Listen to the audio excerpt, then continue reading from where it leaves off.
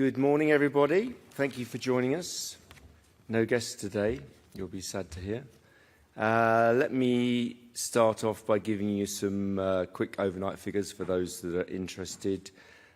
In France, the 31st of July, 11.68 million viewers watched Léon Marchand's gold medal performance. This becomes the highest Olympic sports competition audience in France since Athens 2004.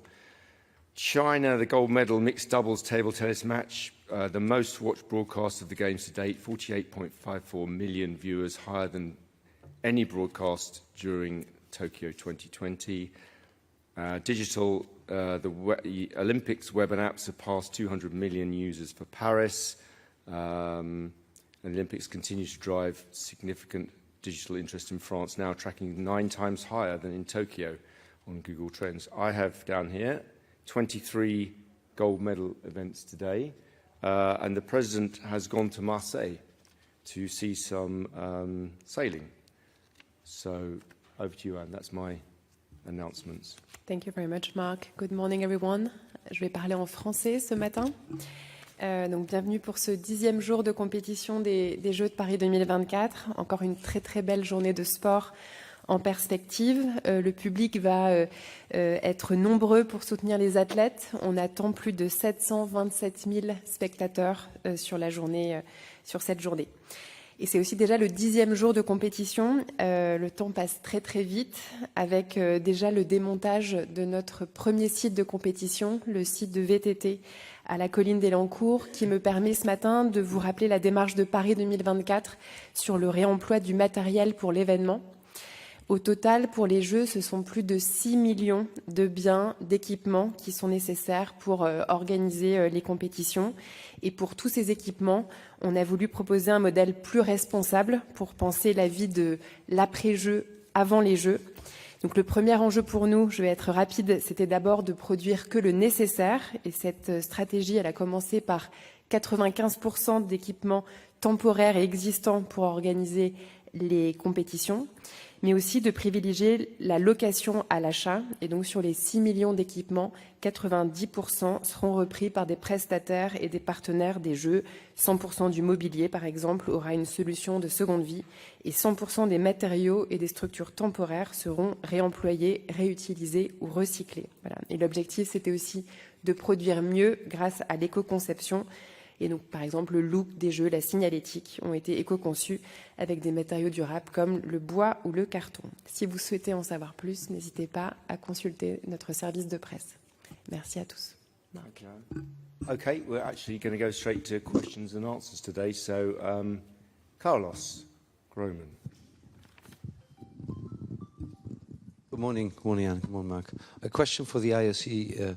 Given that the issue of the boxer came up yesterday and we've got another boxer fighting today, there is a lack of a recognized international federation, so the IOC is running the competition. How do you plan to stop this wave of negative press regarding both these two boxers and also the unfair or potentially unfair competition that affects the other boxers? Thank you. Sure. I mean, maybe, in fact, some people have asked me if I could start by reading the statement we put out last night, particularly for TV, so maybe that might be, because that actually explains quite a lot as well. So we've got plenty of time. I think I'll just go through it to start with, and then I'll come to the question. So this was the statement that was put out last night. Every person has the right to practice sport without discrimination. All athletes participating in the boxing tournament of the Olympic Games Paris 2024 comply with the competition's eligibility rules and entry regulations, as well as all applicable medical regulations set by the Paris 2024 Boxing Unit, PBU. As with previous Olympic boxing competitions, the gender and age of the athletes are based on their passport.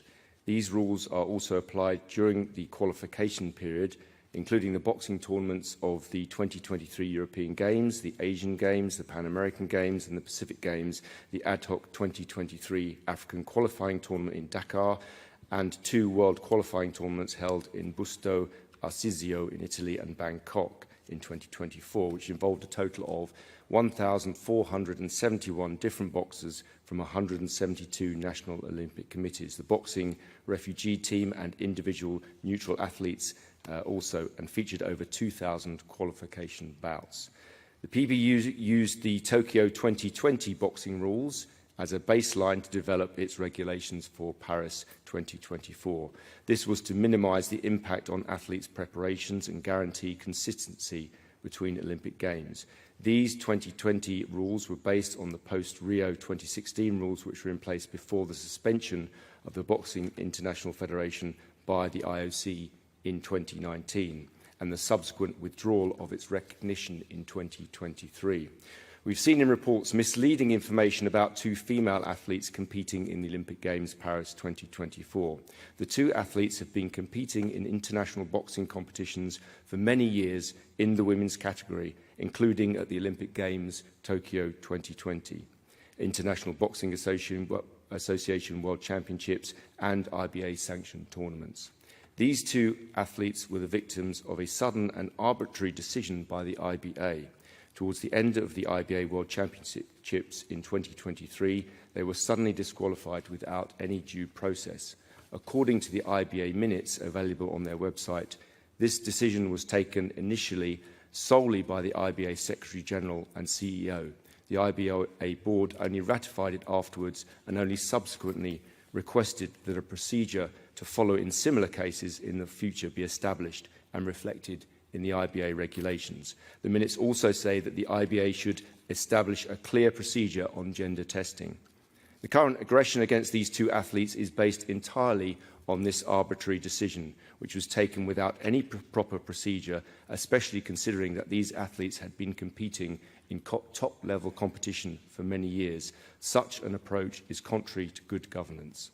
Eligibility rules should not be changed during an ongoing competition, and any rules change must follow appropriate processes and should be based on scientific evidence.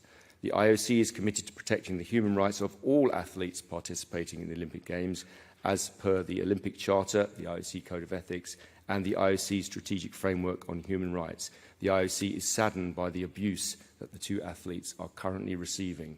The IBA's recognition was withdrawn by the IOC in 2023 following its suspension in 2019. The withdrawal of recognition was confirmed by the Court of Arbitration in Sport.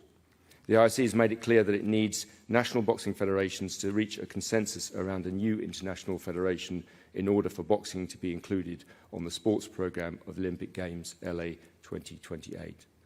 Sorry for reading that in full, and now I come to your question. Some of it was already answered, Carlos, I hope and I think, but clearly we say there, and I think everyone would agree, you don't change the rules during a competition. No one should change the rules during a competition. Everyone needs to have certainty of the rules of competition. On the wider issue, there still is neither scientific or political consensus on this issue. It's not a black and white issue, and we would at the IOC be very interested to hear of such a solution, such a consensus on this, and we would be the first to act on this should a common understanding be reached. But as we say, that has yet to be the case across sport in general. I hope that answers your question, Carlos. Jacqueline Magnier, just there. Hi, Mark. Jacqueline Magnier from The Australian. In your statement, I noticed that you made no reference to the injuries suffered by an athlete in competition, and I was wondering if you're also saddened at that occurred. And if I may ask just a secondary question, you say every person has a right to participate without discrimination, but what do you say to the women who believe that they don't know the chromosomal outcome of whom they're facing, and that they are facing people who have failed gender tests in the past? On the injury, what I would say is, of course, we always don't like to see an injury to any athlete, and obviously this injury, like all the others, should we hope that she makes a good and full recovery. She's talked about it in the post-bout press conference, and we wish her all the best, obviously. In terms of sex testing, which, as you know, finished in, I think, 1999 from memory, I don't think anyone in either the athlete or the political or the scientific community, even if there were a sex test that everyone agreed with and everyone agreed with the criteria, I don't think anyone wants to see a return to some of the scenes. And I've talked to some, I know some of those athletes who underwent sex tests in their teens. It was pretty disgraceful, and luckily that is behind us. This is a minefield, and unfortunately, as with all minefields, we want a simple explanation. Everyone wants a black and white explanation of how we can determine this. That explanation does not exist, neither in the scientific community nor anywhere else. As I've said before, if we can find a consensus, and we will work towards a consensus, we will certainly work to apply that. Clearly, that's not going to happen at these games, but this is a question also, I guess, in all sports. And I think we are open to listen to anyone with a solution to that question. Yeah, let's go to the gentleman here in front. Hi, Mark. Jerry Longman with the New York Times. I'd like to ask a question, then a follow-up. So the 2016 rules, were you referring to the IOC suggestion from late 2015, the guideline that athletes must or should keep their testosterone level below a certain point for 12 months before allowing to compete, or are you referring to boxing rules? And what were those rules? They don't appear to have any clear rules. Maybe you know what they are. And I'd like to ask a follow-up too. Yeah, so my understanding is that those are the boxing rules, and there is a link to those. There's a 10-page document that we put out last night, which you can look at. They don't. But they say in that document largely the question, if we're talking about the question of sex, it is like many sports related to sex, as noted on the passport. Right. But they said in that, I think the minutes you were referring to, that they need a clear program, that they didn't have a clear program. There are eligibility rules which are linked to in the document. And then, because there were such unclear rules, when the IOC became the de facto IF for boxing, did you feel or why didn't you feel the need to issue some guidelines? I don't think they're unclear. And I said I don't think they're unclear. I mean, I'm not a sports practitioner. I work for the IOC, but I don't directly get involved in putting on sports competition. But those rules, or a version of them, were used for 2016 Olympic Games and 2020 Olympic Games. That's what I'm trying to find out. Can you tell me what those rules were? Yeah, they're linked to on the statement we put out last night. So it's 10 pages, so having already read you 2 pages, I don't think I can read you another 10 pages. Yes, gentleman over there.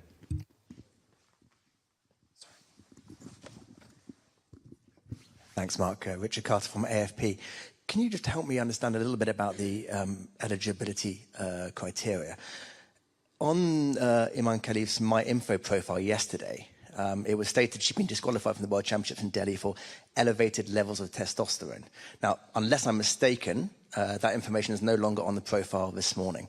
So I just wanted to be clear. What is the IOC's understanding as to why the boxers were disqualified by the IBA in Delhi? We don't really know. It was an arbitrary decision taken overnight by the CEO and then subsequently agreed later. It may have had something to do with the results beforehand, not liking the results that had happened. But we don't really know. We haven't had that. And there are suspicions all the time about, or can be suspicions about people's sex. Unfortunately, it's not up to, or fortunately, it's not up to us to act on all those suspicions, because if we did, I think we would be dealing with that from now till forever. So the eligibility on this specific issue is if their national document, their passport, has them as a woman. And just to kind of reiterate, the Algerian boxer was born female, was registered female, lived her life as a female, boxed as a female, has a female passport. This is not a transgender case. I know you're not saying that, but there has been some confusion that somehow it's a man fighting a woman. This is just not the case. Scientifically, On that, there is consensus. Scientifically, this is not a man fighting a woman, and I think we need to kind of get that out. Sorry, yes, you want to follow up? Just to follow up, if I may, because I'm not wrong to say that on her MyInfo profile, the IOC had said that the IBA had disqualified them because of an elevated level of testosterone, but that now seems to have been removed from her profile, and again, unless I'm mistaken. So, can you explain why that's the It's case? a fact, but we felt that we were just elevating a rule which had been taken arbitrarily, or a decision arbitrarily, into a truth which it wasn't. So it's a fact that the IBA disqualified them for elevated levels of testosterone. I don't know. I understand, but it's not really clear. I think that's the case. I would have to go back to the. All right, thank you. Okay, let's go down here. Yeah.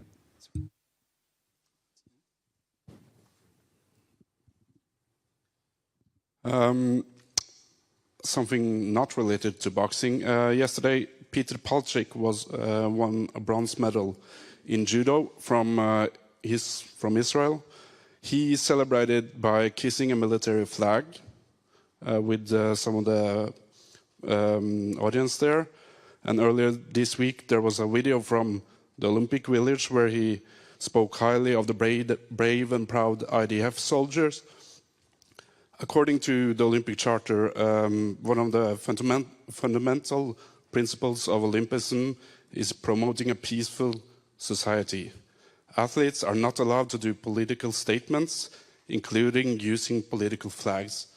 So isn't this two breaches of the Olympic Charter? And if no, why? If yes, what's the consequences? Okay, I mean, I haven't seen those particular ones, but what I would say is there's very strong and clear athlete expression guidelines. We continue to remind NOCs of what those guidelines are, not just the Israelis. All NOCs have to comply by those guidelines, so obviously we'll take a look at that. But I sent you the video of the statements he did in the Olympic Village 2 days ago. To me, personally? To IOC media. Well, I haven't seen it myself, but yeah, okay. But we will go back to them again and remind them about the need to follow the athlete expression guidelines. So you will remind the person that is finished with his Olympic competitions? So we will remind the NOC that they need to comply with those guidelines. So no consequences? Well, we'll wait and see what happens, but yeah. Okay, gentleman right in front is eager to ask a question. Yeah, hi, Jonathan Crane from Deutsche Welle, bringing it back to boxing. I mean, you've been in quite a long dispute with the IBA. I'm just wondering whether that dispute, animosity, has clouded your judgment a bit on the matter, and whether, knowing that they were disqualified at the World Championships, could you have nipped this in the bud a bit earlier and prevented some of the abuse that we have been seeing on social media? And linked to that, Umar Kremlev, the president of the IBA, has put out, I would say, some pretty unsavory videos in recent days, especially targeting the president of the IOC, Thomas Bach. What is your comment and reaction to those? Thank you. On the second issue, I think that no one likes to see aggression online by anyone, and we've had quite a few cases of online aggression against a whole range of athletes, even in the boxing issue, and that is not acceptable. So we would hope that stops. I'm not sure we're able to stop that, but it's not helpful, and it doesn't help with the games to come together. Could we have nipped it in the bud? I think the question you have to ask yourself is, are these athletes women? The answer is yes, according to eligibility, according to their passports, according to their history. A test which may have happened overnight was a made-up test, which is new. I don't think we should give that any credence at all. If we start acting on every issue, every allegation that comes up, then we start having the kind of witch hunts that we're having now. But yes, I mean, you kind of, and following on for the AFP question, you kind of did give it credence because it was on the website. It's a factual thing that they did. So why was it on the website and now taken down? Because it's a factual thing. We write bios. I don't personally write them, but the bios are written for all of the athletes. That then appears to give it credence. I'm afraid so, but it's factual, and so it happened, unfortunately. Yes, sir, in the front here, right at the front. Thank you.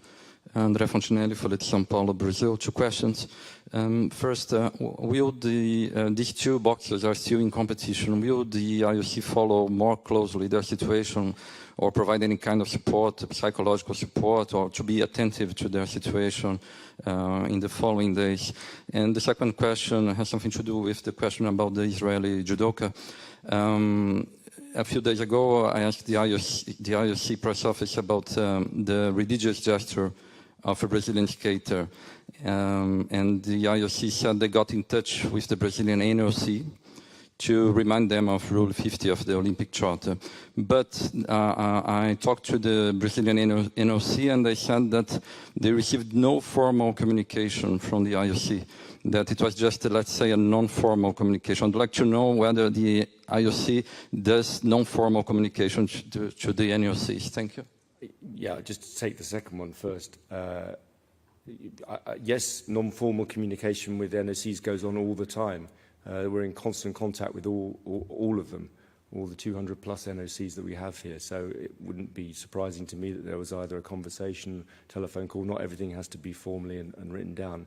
I don't know about this case because I wasn't involved in it, but it wouldn't surprise me if a quiet word was had and a reminder of rules was had. And sorry, the first question? Yes, I just remembered, sorry. Yeah, we have been in touch from yesterday in terms of safeguarding. It's quite a serious case. There's an awful lot of abuse going on online, an awful lot of misinformed abuse going on online. And yes, we are in very close contact with the athletes and their entourages. Maybe come back to me after, just to confirm if the communication to the Brazilian NOC was formal or just a... from up here, I didn't even know about that. So I can come back to you, or we can come back to you and find out if it was formal or non-formal and what exactly that might mean. But yes, gentlemen here in the front. Bonjour Anne, bonjour Marc, Bruno Fraioli, sportbusiness.club. J'ai trois petites questions qui parlent pas de boxe. D'abord, est-ce que vous pouvez nous rappeler le total des spectateurs depuis le début, ce qu'on a eu total par jour, si vous avez un chiffre. La deuxième chose, il y a beaucoup d'ambiance dans les stades, beaucoup de bruit. Bon, c'est très bien, mais est-ce qu'il y a eu éventuellement des plaintes, soit de joueurs, soit d'arbitres là-dessus, qui auraient pu perturber d'autres matchs? Et puis une dernière question, est-ce que le président Macron viendra sur des compétitions avant la cérémonie de clôture? Merci. Merci pour tes questions. Sur le bilan du nombre de spectateurs, on vous le partagera dans les prochains jours sur cette première semaine. Donc le chiffre vous sera partagé peut-être demain, ce sera l'occasion de faire un premier point.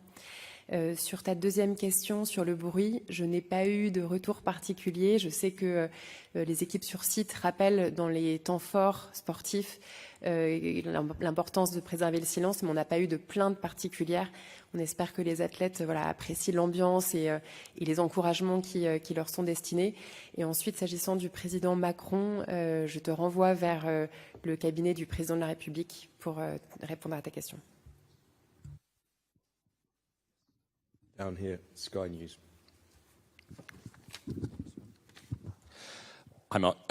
Obviously, it's a very challenging situation, this, for the boxing, but ultimately a decision has to be taken, whether it's now or with the new regulations.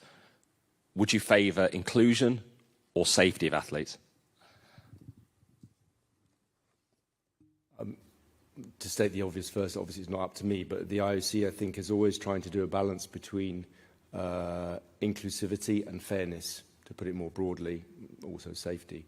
And that is a difficult one and something that we'll have to look at. But that's an entirely separate question to what's going on here, which is a woman boxer being stigmatized and forced out of a court, potentially forced out of a competition. I think that's a different issue. But in general, in terms of safety of the athletes, we're never tired of saying is our number one concern. The athletes are at the centre, so obviously we need to look after them. We need to make sure that they're safe, and there are all sorts of safeguards, particularly in the combat sports, particularly in boxing, to make sure that remains the case. just now I've interviewed the British Culture Secretary, Lisa Nandy, who said she said she felt uneasy watching this fight. Did you also feel uneasy watching the fight unfold yesterday? And did you feel yourself for the safety of Angela Carini? My views are neither here nor there. I watched it for professional reasons. I watched it. And as for Lisa Nandy's comments, again, I can't comment on how she feels or how she should feel. To my mind, it was a qualifying match bout in boxing between two women boxers. If you want my actual personal view, yeah, it was very short, so there wasn't very much for me to really kind of start to follow, but it was over far too quickly for everyone concerned, I think, unfortunately. Yeah. Yeah, gentlemen, 3 over there. Hi, Mark. Tom Morgan at The Telegraph. Brett Hawke says 100-metre freestyle world record is not humanly possible. We've had a booed bronze last night. Are Chinese swimmers clean? We are tested. They are the most tested swimming team here in swimming. 600 and something tests for the team since January. So they are fully tested. And by the way, similarly, ahead of Tokyo, they were targeted is the wrong word, but clearly when there are issues with the sport, with the country, with an individual, then the ITA makes sure that is dealt with in terms of the testing protocols and how many people and so on will be tested. But they are the most tested. Can you ever say that with any team? Never 100%, but all the work is being done. Let me get that right. I'm not making any aspersions at all against the Chinese team. Just in general, I would say it's difficult to ever know, but all of the tests have been done, and we continue to see great performances, and that's what we want to see at the Olympic Games. I think in terms of the whole issue with WADA, we've already given our statement. I think I can share that with you later if you want. Yeah. Yes, sir. Hi, Mark. It's Mike Keegan from the Daily Mail. Just with regards to the female athletes in the boxing competition, are they, as part of the eligibility criteria, are they tested for testosterone levels before they arrive here to be eligible to compete in the boxing? No, and in fact, as I pointed out yesterday, there are many women with higher levels of testosterone than men. So actually, the idea that a testosterone test is some kind of magic bullet is actually not true. So just, you've said this a few times about the passport and the gender on the passport. Are we right in thinking, and please excuse the ignorance, that this is the main driver behind the decision? If your passport says that you're female, you're eligible for the female competition? That's the eligibility rule for the sport, as it is for many sports. Sorry, yeah, gentleman over here. While we're over there, I'll come over to you in a second. Hi, Mark. Jerry Lawton from the Daily Star. It's relevant to what Mike said, so it's just a follow-up on the boxing. If, as you say, athlete safety is paramount, do you not think in this case, when you're aware that there has been a test and boxers have been disqualified, that the IOC shouldn't exercise or basically be cautious, and that something should have been done in advance rather than taking a risk that you might be staging a fight that isn't fair? Well, as I said before, I mean, as for the tests themselves, we have no knowledge of what the tests were. They were cobbled together, as I understand, overnight to change the results, so I wouldn't want to go there. I think if you start working on all suspicions, then we're in trouble. But I think more importantly, this woman has competed for a very, very long time in women's sport against many opponents. In fact, against Italian boxers twice in the last couple of years, I think. So I think if you start working on all suspicions, then we end up very much heading towards a gender testing regime, which is not good for anybody. Finally on that, do you think that this could threaten the boxing at 2028? Well, as I said yesterday, we sincerely hope that boxing will be on the programme for 2028. It's a sport, not just a good sport to watch, it's also a sport which does an awful lot in terms of socially deprived areas and socially deprived people. So we absolutely actively want it to be on the Olympic Games, which is why we took our role in the last 2 games. But we are not a federation. We don't want to carry on doing that. That's the work of a federation. So we would really encourage those who love boxing, and particularly the national federations, to help us to work towards a new federation that can have that. I'm optimistic, very optimistic, and as I say, the will is there, which is kind of important with the IOC. Yeah. Okay, gentleman over here. Hi, Henry McMullen from TVNZ in New Zealand. Just following the boxing lines again around the safety concerns. There's been serious concerns around whether or not you're doing enough to protect athletes' safety. What's your response to that? Well, I can't speak minutely for boxing, but I know because it's a combat sport, there are a huge range of things in place for safeguarding, for safety, doctors ringside, all that stuff. So I think in terms of if you want a question and a response on the specific, it's what's being done, then I would refer you and I can get you an answer on that. But I think it's much better to give you the detail point by point of what is done for athlete safety, and it's a great deal in boxing because it is potentially a dangerous sport. Yeah, and you spoke about watching the fight yourself. I mean, how concerned, or what was your reaction to watching that fight? Honestly, I don't serious think concerns there are. I don't think my safety. view really matters very much. I'm a former journalist. I'm a spokesman for the IOC. I think actually the people you need to talk to are the people that are involved in the sport. I wouldn't be able to tell you if a punch was dangerous or not dangerous, so it doesn't really amount to, my view doesn't amount to anything in this case. How hard is it to define the rules for gender eligibility? Well, I kind of went into that a little bit before. It's not a black and white issue. There is no consensus, certainly not from the political and social side, and absolutely not from the scientific side. It's a whole range of different indicators. One of the reasons why we did away, as I understand, with the sex testing is because it's impossible to have a sex test that is comprehensive and works and is not discriminatory. So it's very difficult. But I would also say, again, we have the will. We want, if there is a consensus, if we can get towards a consensus, we would be happy to implement that. But for the time being, we have to go on what we have, which is the passport. And what have you asked of the boxing sanctioning body? You're looking for a new body for the sport. Was this an oversight not to address this? No, we've been addressing that for a while. So we've been trying to encourage federations, national federations, to come together around, coalesce around a new organisation. It's not just something that's happened in the last couple of weeks. Okay, I think you've had 5 questions, so if we could move on. Yeah, gentleman right at the back there, I can see with the hand up. Hi, thank you. I'm Mikko Günther. I represent multiple Finnish newspapers.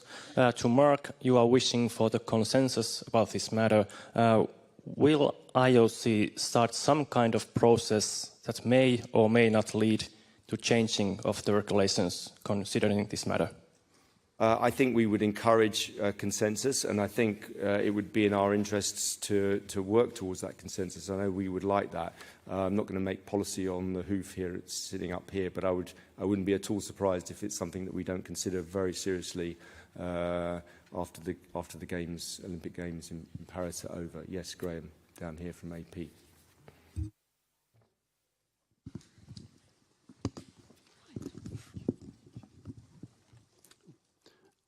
Thank you, Mark. I mean, obviously this has been elevated to sort of, culture war levels from the usual places. I mean, you've seen, Donald Trump saying he will intervene, do something. You've got a head of government in Serbia where you've got an EB member turning it into an issue. I mean, the IOC operates at a very high diplomatic level sometimes when it needs to. Are you looking to sort of send a message or intervene with the people to try to calm this down?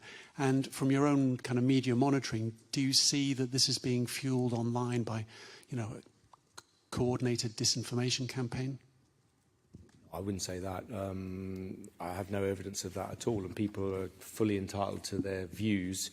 The only plea I would make is that people made those views clear based on knowledge, correct knowledge, and I've seen a lot of misinformation around on social media particularly, which is damaging. And if you put yourself in the position of those two boxers being put in the public spotlight on this issue, I think it's pretty emotionally damaging for them. And then on the second one, yeah, I mean, you see the issue right there about consensus. We have athletes from the territories of 206 National Olympic Committees taking part here. There are views ranging from one extreme to the other, and many more in the centre. So reaching a consensus is, I mean, it's what the IOC has done in so many fields over the past 100 odd years. That's what we do, but it is difficult, and particularly on this thorny issue, which, as you say, is part of a whole kind of culture war discussion. And, you know, for us here, what I would urge is, and I know you're all responsible journalists, what I would urge is that we try to take the culture war out of this and actually address the issues and the people, and think about the people, the individuals concerned, and the real damage that's being done by misinformation. Yes, Tracy. Hi, Tracy from the Australian Radio Network and the Sports Ambassador podcast. At the moment, we're waiting for a final decision from the European Court of Human Rights, from the full bench, regarding Caster Semenya. She won an original hearing saying that her rights had been violated with the DSD regulations. How closely is the IOC following that decision when it comes out, and do you think it will impact the route that sports take with regard to DSD regulations in the future?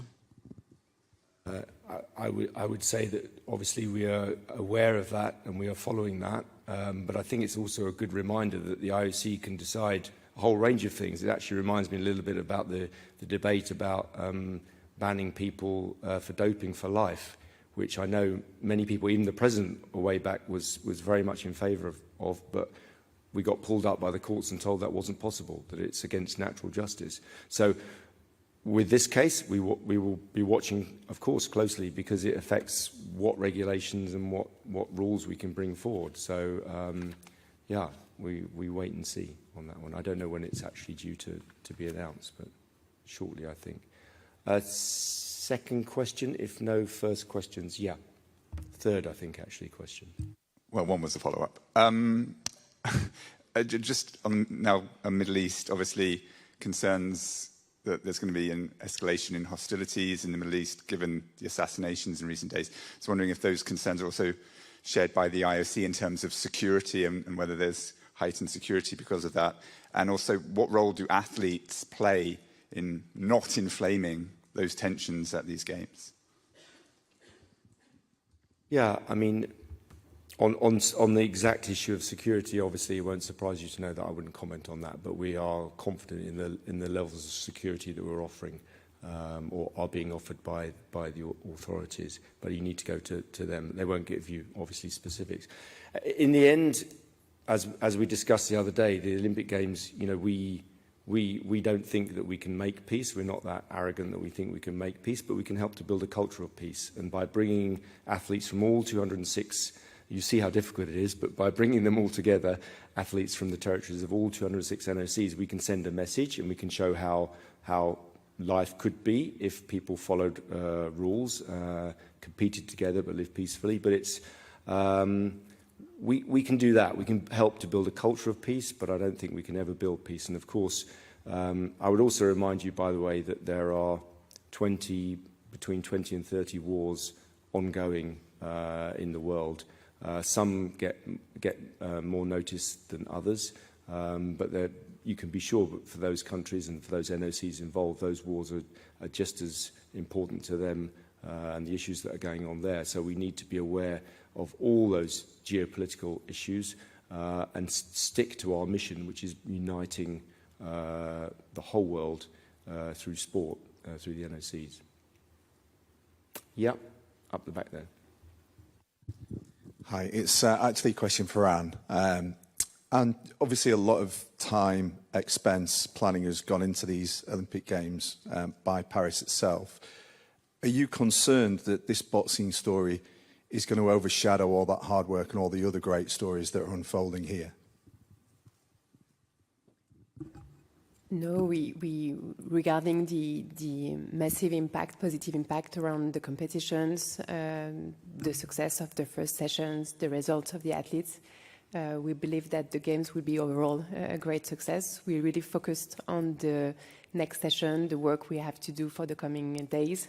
But we will do the final report from the success of the games at the end. But yeah, we remain confident that this specific subject will not have an impact on the organization of the event. Yeah, and just to add to that, I mean, the one thing I would say, and why I read out some of the figures at the beginning, is just to give people an idea of the reach of these Olympic Games. And by the way, probably half the world's population will follow the Games by the end of these Games. That is a huge reach and a huge chance to get our message across. And as you'd expect, the huge majority of people following the Games are following the sport. And that's what we all want. Obviously, we have to deal with these issues, but that's what we want. And generally speaking, that's what we see. A huge majority of people are interested in following the amazing sport and the amazing sites that we have in Paris. I'm happy to take one more if there is. Oh, yeah, two more. Okay, last two. Rob down here. Hi, Anne. Could you just check the latest water quality readings from the Seine, please? What do they say? Yeah, so we are monitoring on a daily basis. As the competition will get closer, we'll be able to answer your question. I don't have the last figures of the water samples. We're going to have a true familiarization for the mixed competition that will be held on Monday. I don't have the last figures. We saw that there were quite a lot of rain last night, but we've also seen from the previous day that the works, the infrastructure works, have also a positive impact. So we'll carry on monitoring, and on the D-Day, we'll take the relevant decision regarding the samples result. Okay. Final question then. Sorry, Mark, Richard again. So I'm really sorry to labour the point, but I just want to make sure that our reporting is absolutely accurate. You told my colleague from the start that you had no knowledge of what the tests were that the IBA used to disqualify the boxers. Or did I think the protocol and how it was carried out, why it was carried out, what the rules were, I'm not aware that we knew that. But you've also said that it's a fact that they were disqualified for an elevated level of testosterone. So it was a fact that the IBA disqualified them for that. So the two could be the test must I understand, but the test must have been... We don't know what the protocol was. We don't know whether the test was accurate. We don't know whether we should believe the test. I see. Okay. So there's a difference between a test taking place and whether we accept the accuracy or even the protocol of the test. Okay, thank you. Hope that's clear. Good. Thank you very much, everyone. See you all tomorrow. Nearly midway. Thank you very much.